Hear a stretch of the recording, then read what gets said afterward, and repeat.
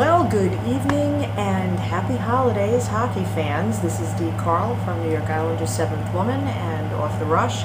And once again, I am without my partner, Anthony Curatolo. He's not with me this evening, but I wanted to do a little quick Off the Rush because I did just come back from a Flyers-Islander game. And once again, the third time this season, the Flyers beat the Islanders. Well, wasn't that a surprise for any of us? No, I'm sure it wasn't a surprise for Anthony. Well, now was it? So, I don't know what there is to say about anything that was good about the game. I did try to write during the game and found that I was increasingly disappointed, as were the Islanders. It seems that whatever snake was around biting must be a boa constrictor, because whatever it did to Matt Moulson, it has completely changed his game.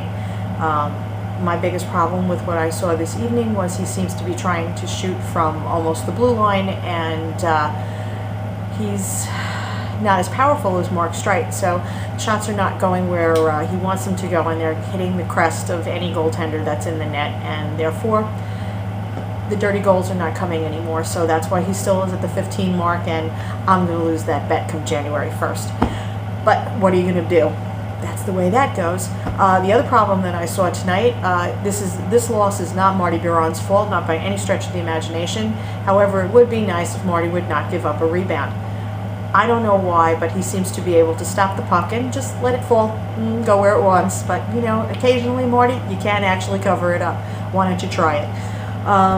The interesting thing in the postgame with Scott Gordon was that he decided to tell us, once again, size does still matter. He had said that last season to Mike Sherline from IslesBlogger.com regarding the size of the forwards on the Islanders as compared to the size of the forwards on the Flyers. So he seems to think that because they have some larger power forwards, he did say that there wasn't enough room. Okay, well, you know what? I'm 5 feet tall, and I don't really see that much of a size difference. I see more of a problem with experience. And again, John Tavares was not exactly the best player on the ice. I don't know what's wrong with him, but he did have a tendency to get knocked down a lot. Kyle Okposo is a very, very strong player. He may not be the tallest player on the team, but he's very strong. And the good thing was that every time he touched the puck in the first period, the crowd went wild, and that had to be something very, very good for him. The bad thing was that every time the Islanders went on a power play and couldn't even get a shot off, the crowd booed.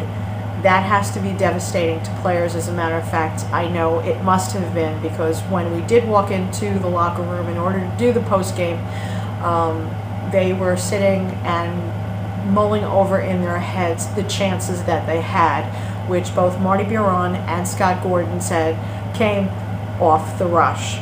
Well, so here's to an Islanders loss, 2-1. The one goal came from an unlikely source with 4 goals on the season and a lot of hard work. Here's to John Sim for putting the Islanders on the score sheet tonight. Too bad it wasn't a little bit more, but as my big angry man says, the Islanders are not going to win any hockey games scoring 1 goal. I don't know what's going to happen. They have a day off tomorrow. Tuesday they play Minnesota. I believe, no, Columbus. Tuesday they play Columbus, and we'll see where it takes us from here.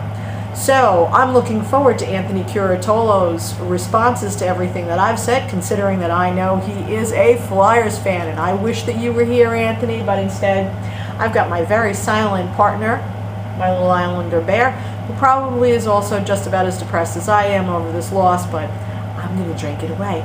So good night. Hope everybody's enjoying their holidays.